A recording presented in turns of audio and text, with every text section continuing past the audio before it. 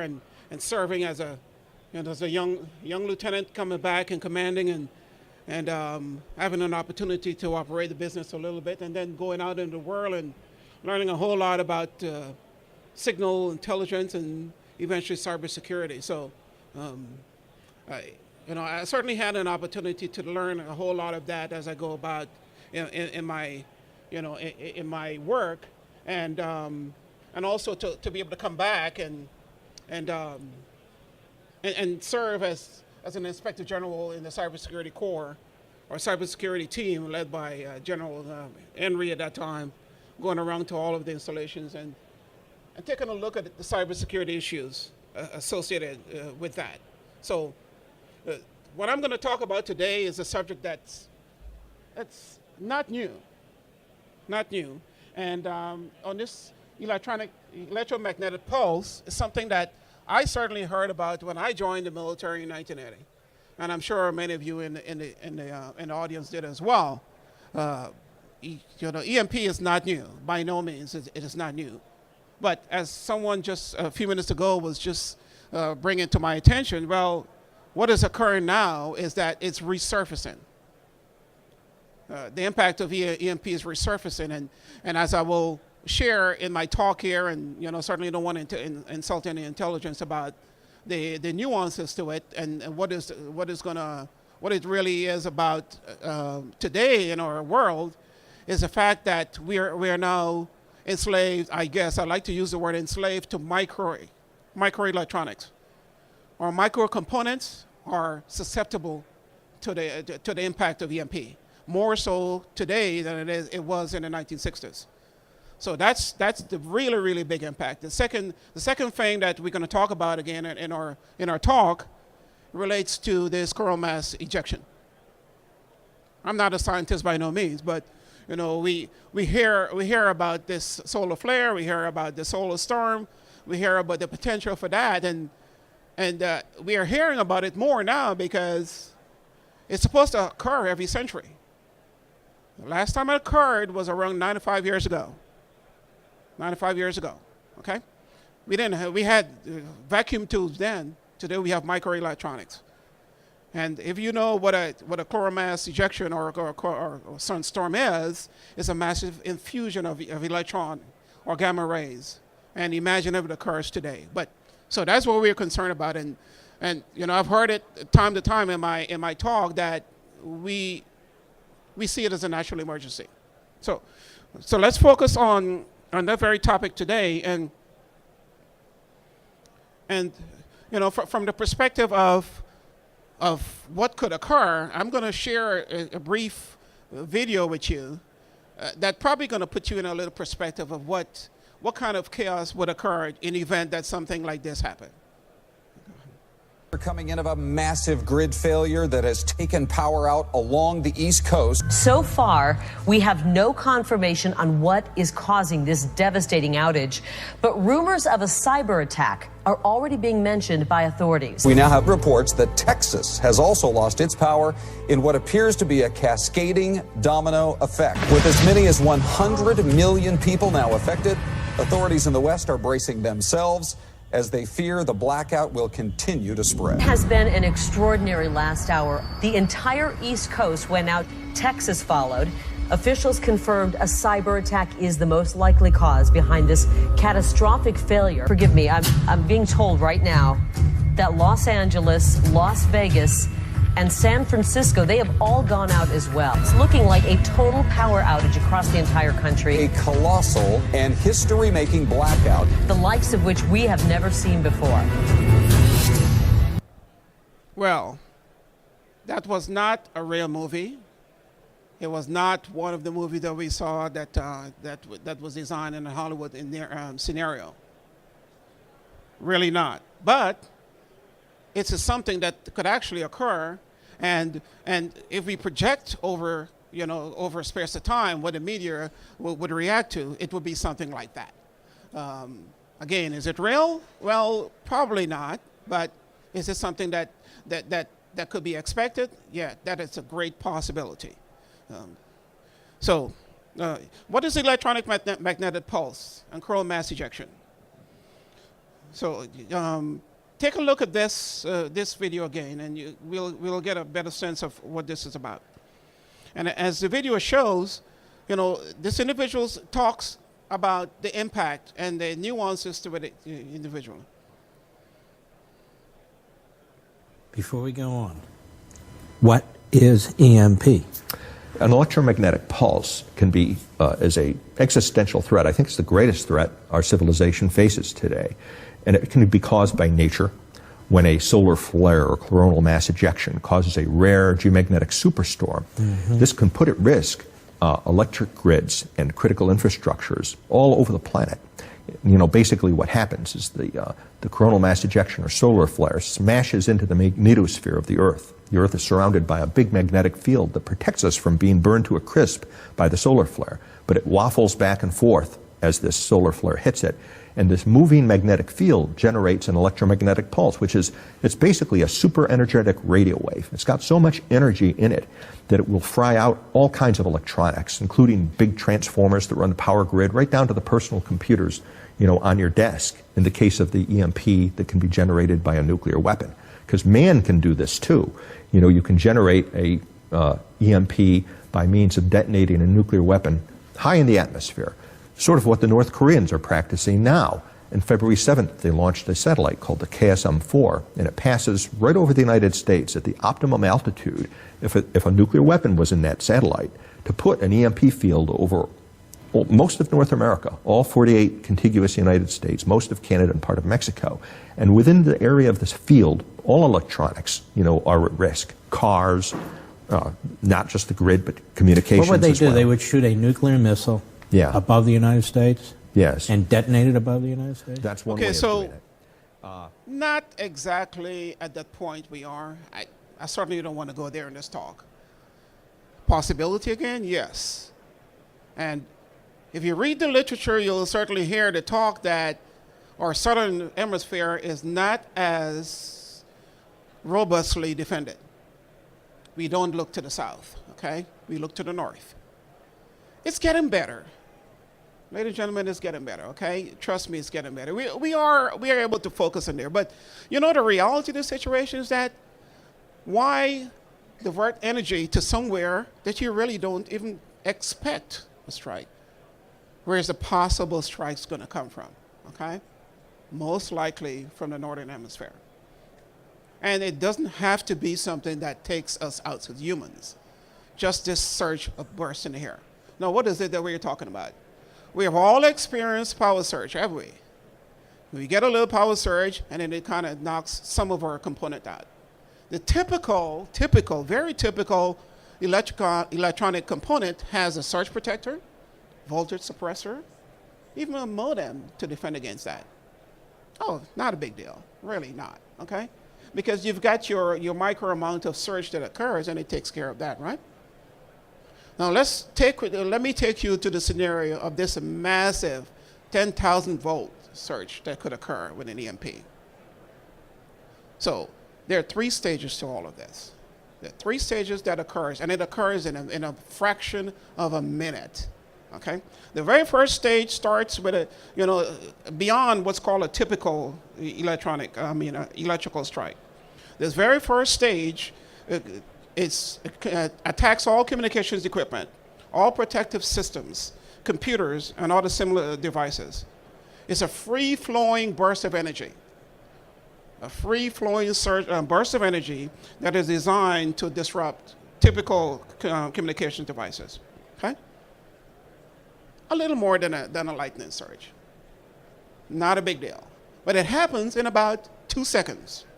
About 2 seconds, okay? About 2 seconds that occurs. The second range occurs a little bit longer.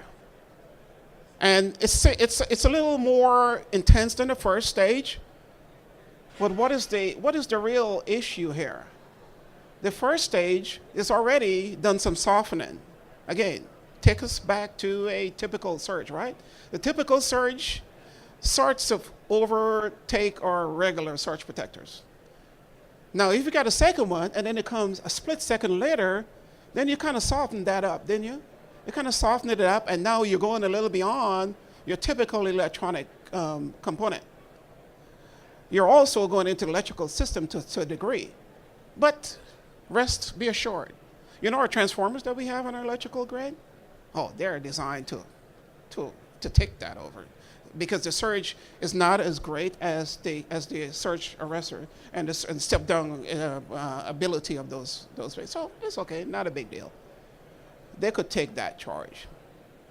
The third one is a longer, slower, lasts about twice as long, and it's designed to go to the entire electrical grid. So now it's flowing through more and additional transformers. What are we talking about when we talk about a transformer? How many people have had a blackout at home? Well, I think all of us probably did, right? Do you notice that when there's a blackout, there's a either short, very short, or very, very lengthy period of time?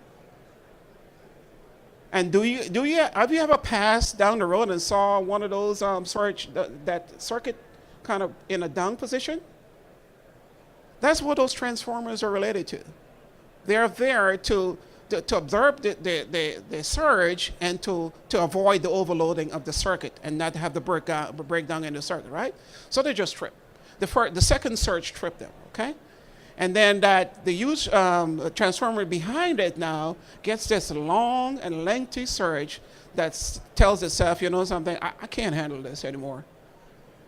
And they are critical. There are about 2,000 of these around the United States. About 2,000. They're called transformer nodes around the country, East Coast, West Coast, etc. Probably about 50% of them are going to be taken out. Let's say you're in the eastern grid and you get such a surge in the eastern grid and you got all of on the one grid taken out, right? What is going to happen, ladies and gentlemen? We're going to cut over to the middle part of the country and to the western part of the country to kind of observe the surge, right?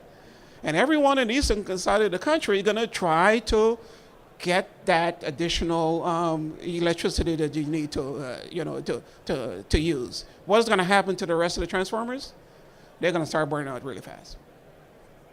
So following that scenario, the load does not support the fact that if we don't have our full 100% system in place over a period of time that we're going to be able to sustain. Now, the question would be, well, what's the big deal? Why don't you just replace the transformers? Does anyone know how much it costs for one of those transformers? Those critical node transformers? Could anyone venture a guess of what is the cost of those large electrical grid transformers? $500,000 at least. And when you get it in place, how long does it take for you to put it in? Let's say one goes down and you want to replace it. Is it an overnight job? No. So you could get it back up. I mean, it's not a big deal to get it back up. But in the interim, and I'm a cybersecurity expert, so I'm talking cybersecurity. I'm not talking disaster or doomsday things there, okay? In the interim, there's no cell phone communications. Well, there's no electricity, but there's no cell because the cell towers are down, right? I'm from South America. I go to South America, and I get accustomed to the fact that I have 4G, well, no, 3G, maybe 2G, maybe no G. I'm very uncomfortable. I think Sprint is bringing 5G, aren't they? And some of us going to be doing this 5G in real time. If you don't have LTE and 4G today, you're in a very bad day. Now imagine 2G, 0G, for a short period of time. So panic starts to occur, okay? So we start to panic. We start to panic and get concerned, okay? So we're concerned now that, next slide, please. So we're concerned now that we don't have any communications. And again, ladies and gentlemen, I need to continue to remind you that an EMP type event, either a coronal mass ejection or a nuclear bomb, is not an event to kill individuals. We're not dying. We're all functional. We're all going about our business. We just can't communicate. And now we're getting frustrated, right? And again, this coronal mass ejection that I talked about is something that typically occurs every century. We are right about the 950 year right now. And we're all going about our business, right? We're all going about our business, and we're here talking about cybersecurity. I talk about cybersecurity all the time, right? We're living happy and well. So we are very concerned that something like this is going to occur. Something like this is going to occur, and when it does, either this or forget about the nuclear EMP burst. Imagine this. Our satellite systems are up there right now, and it's going to take them out, okay? It's going to take them out. Right. So again, this is rare, but it's going to occur. Well, I mean, it may or may not. Okay. So we talked again about the different types. When you say a coronal mass ejection, EMP, again, not to insult us, a lot of individuals have been dealing with this before, you could start with a regular lightning, pulse thing, or electronic or electrostatic charge. All of us feels that at times. I think I'm a little more, charged than anyone else. So you've got that type of event. Then you've got a coronal mass ejection. Then you've got things like a nuclear electronic pulse. Again, we've got several entities out there that can deliver this capability, right? The Chinese, the Iranians, probably the Koreans. But what about a terrorist? We see localized launching capability from various locations. A scenario can be that someone commands a launch site and launches a vehicle. And now we are in a situation where we have to deal with these nefarious incidents. But again, we are focusing on cybersecurity here, so we're not talking about doomsday. But I want, thinking about all of this is very important. Now, where did this all start? Cue, please. In 1962, we decided to test a nuclear weapon. Starfish. Anyone been to Johnston Island Atoll? Okay. So this is what occurred in Johnston Island in 1962. We tested a nuclear weapon. We didn't test it for electromagnetic pulse. We tested to see what the effect is going to be. Okay. That's footage of what occurred there. Okay, quite innocuous, right? Not a big deal. We tested it. We saw that we could launch a weapon, and then we went ahead and launched a weapon. That's good. So, ladies and gentlemen, we weren't the only one testing it. The Russians tested it as well. What happened is that when we tested it, we had an unintended impact. We had street lights in Oahu. We had cars going off. The horns were going off. Beep, beep, beep, whoop, whoop, whoop. Lights went out. Again, I asked a question, everyone been to Johnston Atoll. I had the distinct pleasure of going there. I was a young and I guess dumb signal lieutenant, and they said they wanted someone to take a MRSAT out to Johnston Atoll, and I flew across the Pacific, and I landed. And now I realize where I was. I was in a test island. A very small strip of island, and that's where we tested our thing. But we learned some very important lessons there. We learned the impact of our nuclear weapon. What we did not bargain upon was that we were going to have this EMP effect. So we started there with our lessons, and that was the only time we ever understood the impact of EMP. That's the only time. Since then, we've been conceptualizing what EMP means. Now, I would say to everyone in the audience, should we say that no, it's not going to impact us? Those days we had the vacuum tubes. Anyone worked with vacuum tubes before? Solid state transistors, right? Not a big deal. We have microelectronics today that are impacted by the electronic charge. And those themselves are what definitely impacts what we do, okay? So again, just think about it. Now, what is the premise of all of this? The premise is that our power grid is unable to sustain it. Why exactly are we so concerned about it? Again, I talked about the transformer, but the transformer itself is not the independent entity here. The power grid is a fusion of multiple entities. You've got your power generator. You've got things like an all generator generates that power, etc. And then once that electricity is generated, then you've got this transformer that takes that voltage itself and pushes it down this high transmission line, ladies and gentlemen. You see those high power lines? It's going to the distribution stations, and it's going at 10,000 volts. You don't want to get one of those things in your way, right? When it gets to those generated nodes that I talked about, it's stepped down to be distributed to our home. Okay, that's our power grid, and then we get to our home, 220 and 110, right? Now, all of that is impacted by this massive surge of power, the entire thing, and those things also fuel cell towers, satellite systems. All of them are connected to each other. If one is impacted, then all of it is impacted. So one could say, well, let's replace some transformers, right? Let's replace some transformers, and we'll be okay. Let's repair the power line, we'll be okay. Unfortunately not. Again, I'm from South America, and it's not a very developed system there. There are times, there's 12 hours of lights where I go, and very, very uncomfortable. I don't know many of us lived in those days when you didn't have, reliable electricity. Those days in the 60s, you didn't have reliable electricity. You could not use cell phones as we use them today. You couldn't use computer and data systems as we use them today.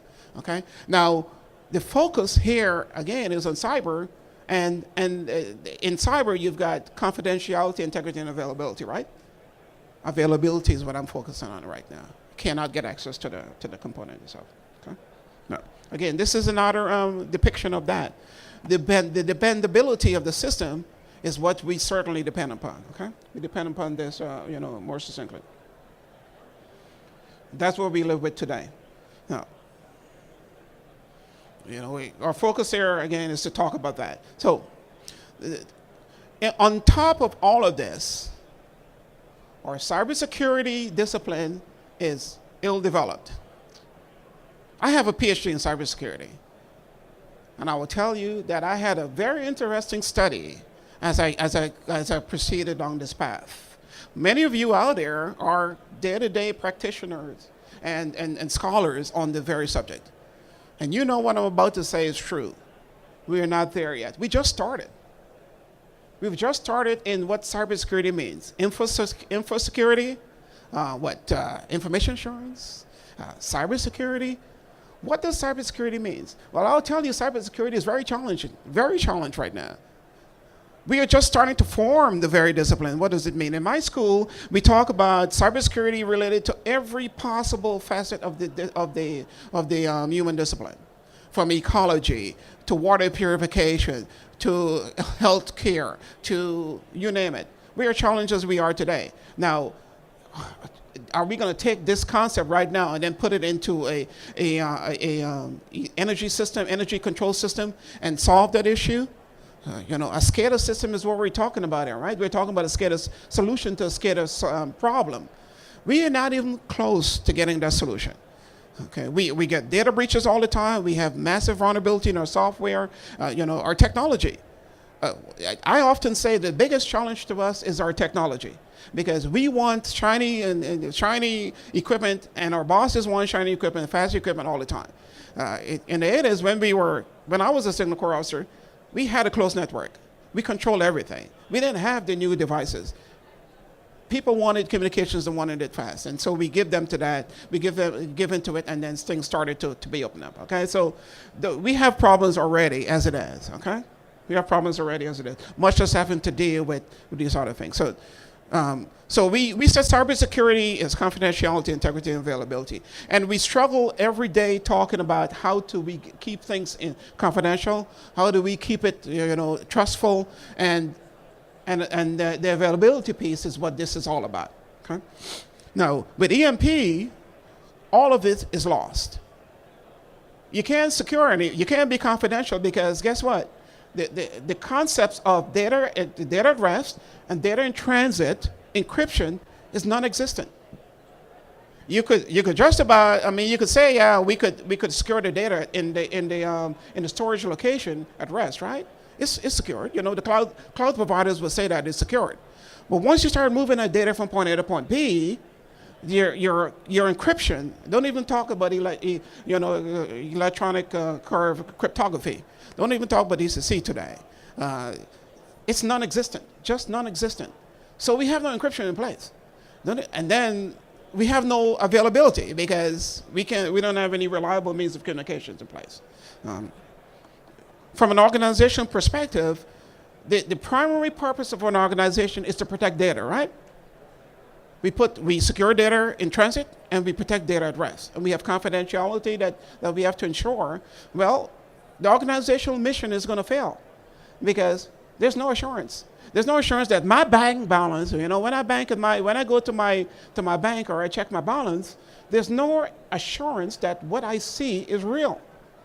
Because I'm requesting information, right, ladies and gentlemen? And they are checking the balance and returning it to me, my stocks, etc. There's no guaranteeing that is there, okay? And then in the interest of shareholders now start to say, I'm not putting my money in this organization, okay? I'm not going to do that. From a utility perspective, well, there's no assurance. Again, I go back to my roots here in South America, or maybe some of us here, who's experienced it before. If a utility starts failing us, we don't trust it anymore. Okay, that's another scenario that could occur. Government-wise, government is supposed to protect its constituents, right? The number one thing that occurs in a normal society is that you've got law enforcement individuals available to bring order, right? To bring order, to respond to emergency, to communicate effectively. If you take all of that away, the scenario is, I'm in my space, I'm in my home, and someone doesn't have electricity. Someone doesn't have any food. Someone doesn't have any communications. And human martial law says that if you have it and I don't have it, I'm prowling around to get it from you. So the first thing I need to do is get me a shotgun and get me some protection devices because someone is going to intercede and try to take what I have. Could the law enforcement keep up with all of it? Well, good luck, right? Good luck in the society.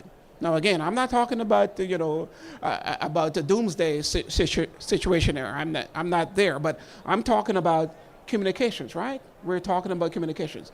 We're unable to communicate. Health services also going to start breaking down. So you can't get a regular, services you need from health. And then, how long is the generator going to last?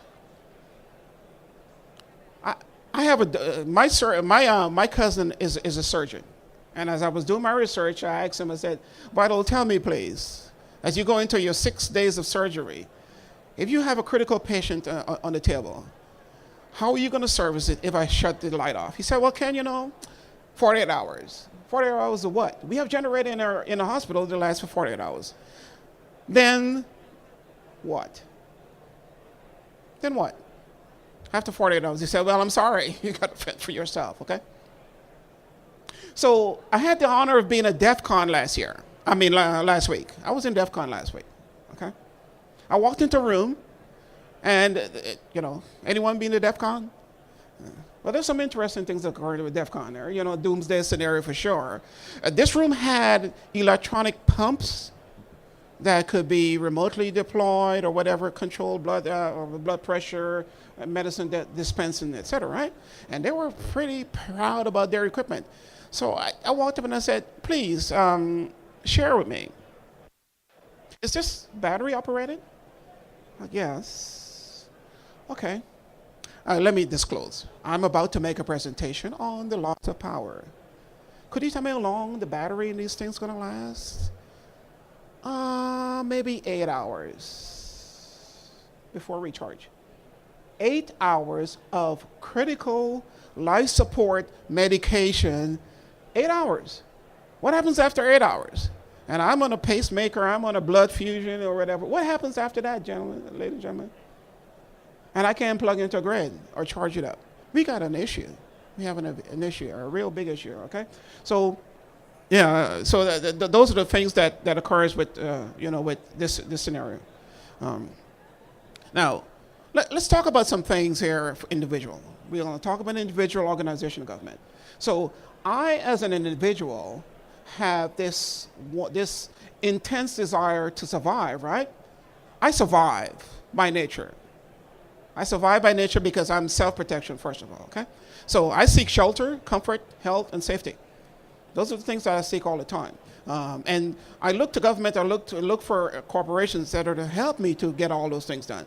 My family is very important to me.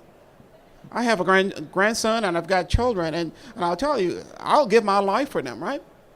I'll give my life for them. And then altruism, I help others as well. So those are normal things that I do.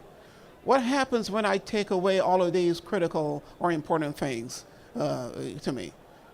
I start being concerned about myself. I start being concerned about family, and I certainly don't care about any other. I'm not altruistic anymore. I don't care about other people feelings or concern.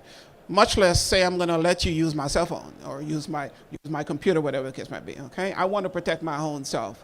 And that's just a reality of the situation. Okay. Now, as far as what can I do? What can I do as a person? Well, you could Google it. There's out there on the web, and I got it from the web as well. There are ways to survive. There's something called a Faraday cage or Faraday protection. It is a protective device that shields you from gamma rays and electronic pulse. You often see it in aluminum foil or something like that could wrap your cell phones or wrap your equipment in a wrapper, okay? That's there. Guess what? One of the most useful entity for this? Your microwave. Okay? Just get your cell phones and anything you think about. Now give it a scenario that you think you know when this is going to occur, right? Take all your devices, wrap it in aluminum foil, stick it in the microwave, and make sure it's closed real tight. Because it's only going to last, like I said, for about 2 or 3 minutes, right? And then when it's done, then you come back. Your cars, most cars on the road is going to stall and then restart, okay? So you could survive from that perspective. But if the light doesn't come back on, then go to the next step, ladies and gentlemen. Get a can opener, right? P38. Because you're not dependent on any kind of electronic can opener, right? You grind and meat, these are some ways to survive, right? Grind and meat grinder, grain and meat grinder. So now you're going to grind your own oats, right? So you get some wheat into your system as well, right? Coffee drinkers. So this is another way for you to survive with a coffee, as a coffee thing. A wind-up flashlight. How many of us have those in our homes? Because you're going to need light, and you need to see who's coming against you, right? Butter crunch, kern from milk, and powered water pump. Anyone have this in their survival kit? This is an interesting one. And then the last one is not known as well. How many of us have wells in our no one have a well? Okay. The wells are one of the most last resources of water that we have in our country today. Because you could get a bucket with a sleeve and you could lower it down to the well and you could retrieve the water from there. We need water. I often get my son to tell me how long a human could survive without air, water, and food. Okay? Of course, sequentially, they're shorter than each other. And water is something that, you could probably go around with about 7 days or so without doing. But you could get your water from the well if you can. So all of a sudden you have a well, and someone's trying to get into your property to get to that well, the water well. Okay, to survive in that manner. But these are ways that we can survive. So again, remember, the EMP weapon is not going to kill us. It's too expensive to try to launch a weapon, and it's not going to survive. Okay. No, from a government perspective, we are thinking about this. We've been thinking about this for a long time.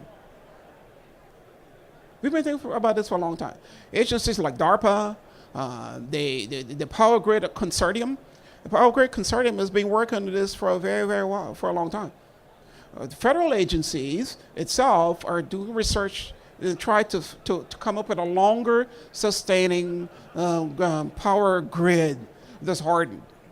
Things such as Air Force One are critical. We don't even have to go there. Our military devices are hardened against EMP.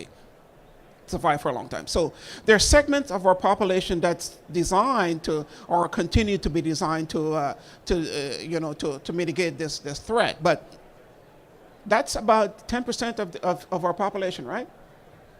About 10% of our population. Again, remember, people start to get anxious and look at what you have in your house. You know, my neighbor's got a power generator that automatically turns on after the power fails. And at times, 1 or 2 times when we lose power and I see them with the lights over there, I'm like, I think I need to go over there and join them, right? You start to covet that. So, but we're starting to work on it. We're starting to work on it. In 2008, we actually took a step forward and stood up what's called an EMP Commission. The EMP Commission looked at deterrence. Number one thing, deterrence. What is the deterrence related to? Well, anyone who has a nuclear capable weapon today, and we named them China, Korea, and the Iranians, and terrorists, 4 possible actors.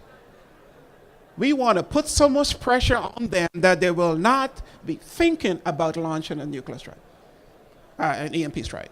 We're going to put so much pressure on them. So what do? We start telling them, don't you dare think about it. Deterrence. That's the number one approach to all of this. Let's put some pressure on them, okay? The next thing is our grid. What can we do today? What can we do in the near future to harden our grid? The solution that the commission came up with is that, it costs about $2 to $5 billion to fix this. But if you focus on the specific critical assets, such as power plants and central locations, then you could kind of mitigate the cost and fuse the survival of power into these grids. And remember, ladies and gentlemen, we're going to fuse it on specific centers, okay? That don't mean that Verizon, Sprint, etc., with their cell towers is going to be protected. I'm sorry. Because it's not that important, is it? For us to have communications as it is important for us to have electricity. But so we're going to solve it by fusing on those critical areas. That's the first step, okay? The next thing is protect and recover. So once it goes down, then we need to mobilize things like first responders. We need to mobilize individuals like grid repair individuals. We need to find mechanics that could get these things up and running. We need to have spare parts to rapidly get it back into line. But again, remember, only a certain segment we could do this to. We can't do it for the entire country.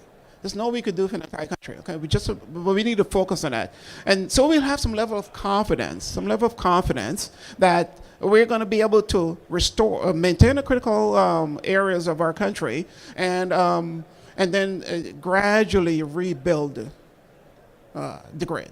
Okay, gradually rebuild the grid. That's the recommendation from the commission. Was it taken into what happened with that recommendation, ladies and gentlemen? Anyone knows what happened to that recommendation? Did we think it was? Thank you. I saw the 0 at the back there. One of the first things that we had a change of administration. The second thing is that how do you tell a civilian agency to do something? Well, I'm working on a possible solution for the U.S. Coast Guard today that we are called to as an academia with civilian agency out there to try to solve a critical issue from a Coast Guard perspective. How do we protect our ports and vessels? And the question came up: how do we protect our ports and the vessels, the U.S. vessels, because it's operated by civilians, right? Every port in the U.S. is operated by the civilian, and every vessel is operated by a civilian. How do we tell them what to do? Well, maybe you give them some money. Maybe you give them some money, right? And do you want your taxpayer money going to Carnival Cruise Line or a flag vessel? Or a foreign vessel to do what it's supposed to do? Well, that's where the dichotomy comes in. I don't want maybe not. You want your taxes to go up so you could pay to someone to do cybersecurity. So those are the type of arguments that came out of all of this, right? So as a result of that, nothing happened. So we know, not only do we know then, but we knew before, but this commission came up and made it to light. So as my friend was just telling me a few minutes ago, now we're hearing about EMP again. After we used to hear about EMP. Well, we're hearing about EMP now because the reality is coming to fore, okay? The reality is coming to fore. Okay, now, individually, we could become aware. We have to. And I appreciate you sitting here because it's just not me. It's not me, just me alone. It's all of us. We have to know what is the impact of ourselves. We could go about our regular business every day, right? And we could tell ourselves, well, we turn our phone on and guess what's going to happen? We're going to have a cell phone. Because there's some areas that we do, except for not. So awareness is number one thing. Don't bury our head in the sand is number one thing, okay? The next thing is take some action. Now, this is a challenge to cooperation in the audience. I have a company, I've had a company, and I look for profit, right? Individuals, I have highlighted two individuals out there. What did they do? They broke the mode and launched a satellite or launched some other creative type of devices out there. Why can't we come up with an EMP solution? Why can't a company come up with an EMP solution? We are now talking about a Space Force. Okay, our president said they're talking about the Space Force.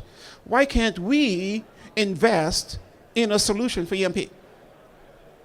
It's probably a good return on investment. Oh, well, maybe.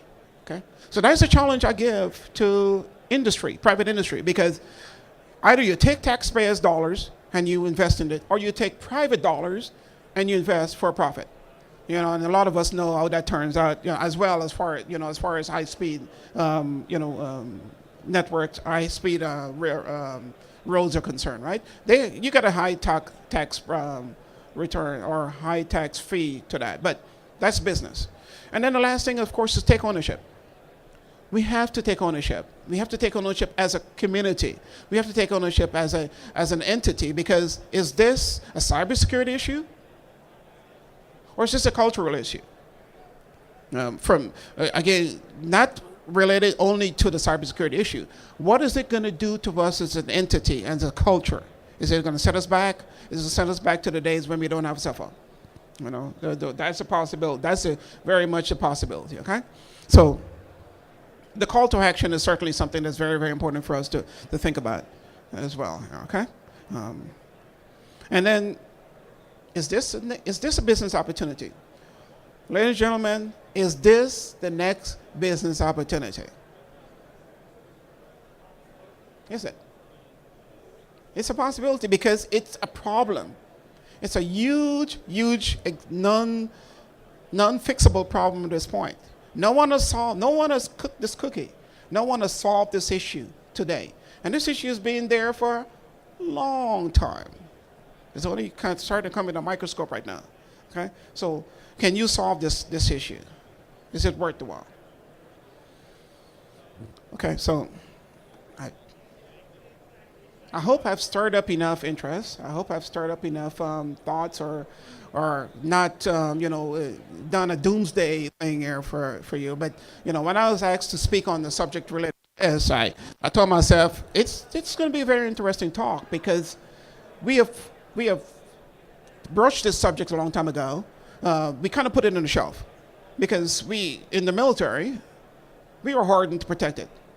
And the rest of the civilian, and we're all, okay, well, we survive our own. We are all now enslaved to microcircuits, every one of us. Every entity is enslaved to microcircuits today. And that could be the massive impact upon us. So, with that, ladies and gentlemen, subject to your questions. Does anyone have any questions?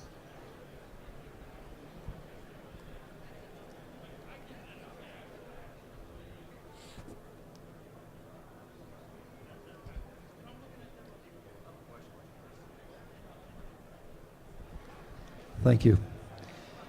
Question is, one group you didn't mention that has a lot of control over this are the public utilities. I mean, the focal point of the problem is if the grid goes down, everything goes down. But there doesn't seem to be an awareness. They didn't react to the EMP Commission report. And what do you suggest should be done to lighten up particularly through organizations called NERC and FERC, to get the utilities behind this? Because without them doing it, since they're privately owned, they don't have an incentive unless they see the real threat. So far, they don't see it. What do you suggest? Well, reading, they have a conference every quarter, or they have a conference like every 3 or 4 years. And the last conference was in November of last year. They spoke about it. They identified it, but you're absolutely correct. They didn't recognize it as a priority. They were focused more on the business aspects of it versus the massive failure of their duties. As a matter of fact, they didn't see it as their responsibility.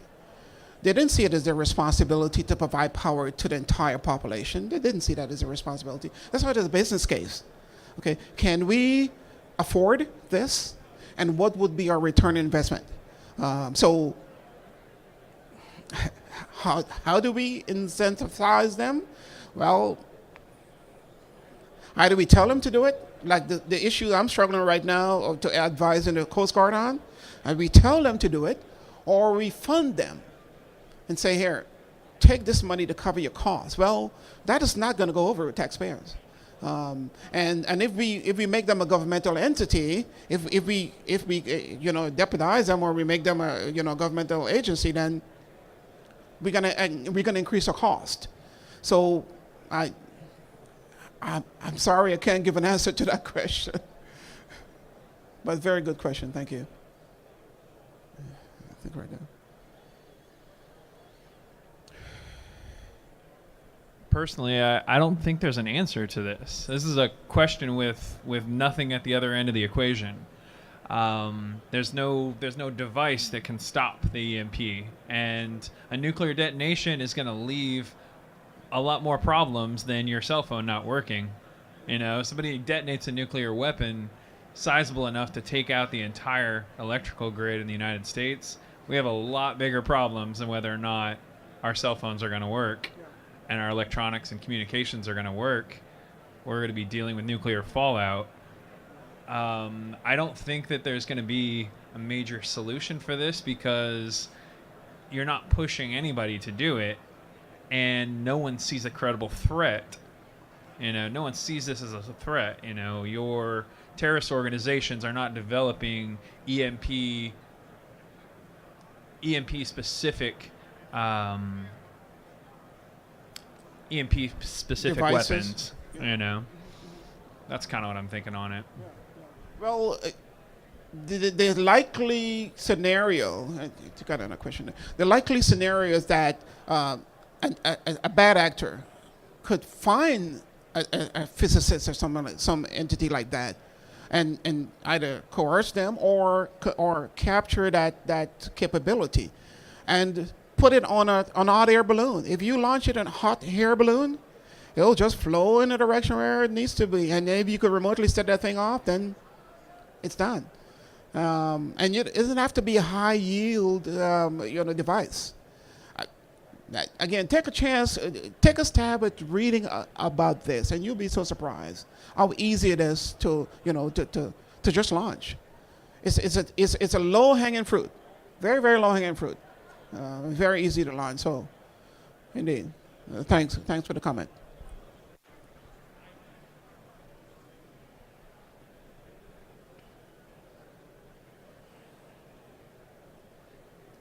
Sir, given that the more likely scenario is a CME and a grand solar maximum with KP storms over 4, I think that the threat to power plants would more likely be the frequency during a grand solar maximum of a CME, and the fact that they would immediately stop making money than any terrorist organization or nation state. And it would pose a vulnerability to wherever the CME impacts on Earth. Given that, would there be a way to construct an argument using scientific evidence or solar cycle predictions to help reinforce the fact that a CME could pose more damage to their economic situation? Well, you mean to our as a civilization? Yes. So we are intently focused on the possible reoccurrence of this 100-year cycle right now.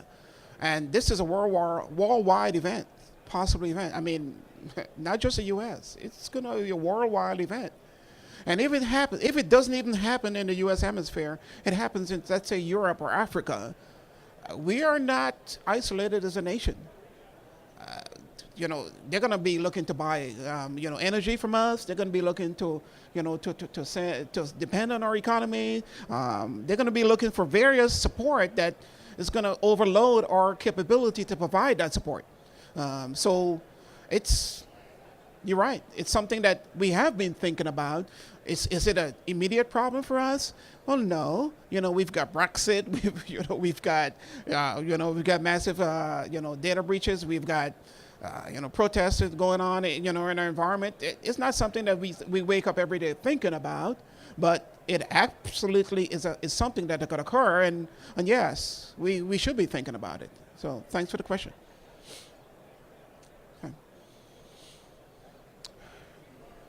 All right, do we have any other questions? Or comments? Any other comments? Go ahead.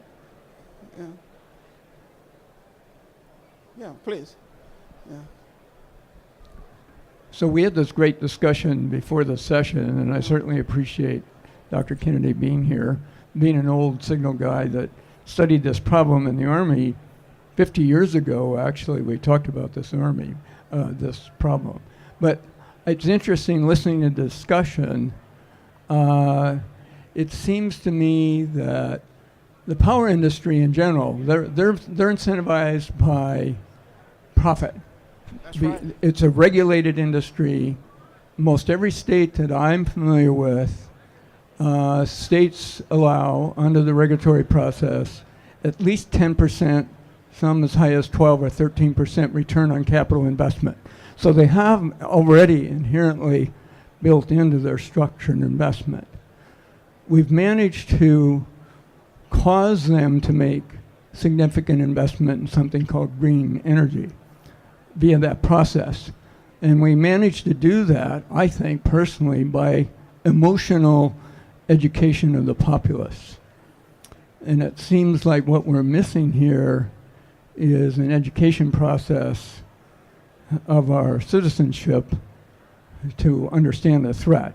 We managed to do that with green energy, and most places today, while we don't realize it, our power industry is making 10, 12% return on investment in addition to those that make the green energy products. So we have a model, business model that's already there. I think what's missing seems to me the emotional education part. So how do we do that?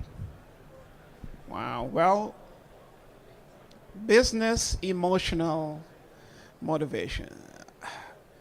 I know there's some business owners out there. Is it emotional? Go ahead, sir. Is it emotional? Well, thanks for the question. I invested $250,000 into my business, $250,000 in my second business. And I see some of my colleagues there who are business owners. You know what kept me awake at night? First of all, not getting a divorce, because that money is out of my family, and I got to break even, number one. And you're right. And number two, I got to make some profit and go home to my wife so she could keep me. So I'm all driven by, I don't want to say greed, I'm all driven by, and emotions. I don't care about emotions, but you're right.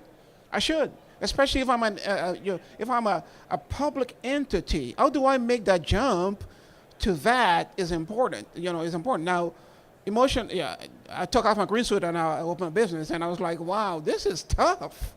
This is tough as heck, So, yeah, but that's a great question. I don't know if we could do that. I know we could do that. We have time for one last question right here. So you're talking about these transformers here, which are going to be very expensive, and I've also heard they're also very long in development here, just to build one. So has some government agency like FEMA stepped up and said, why don't we stockpile? Because we can't get the industry to stockpile these things. There's no money in it for them. Is a government agency looking at being part of that stockpile so they can stand it up in an emergency situation? So the short answer is yes. The logistical challenge is that, first of all, we give away our technology to the Chinese and to the Israelis to develop this component. Today, when we buy them, it comes into the U.S. That's number one. And so we've gotten away from doing it ourselves.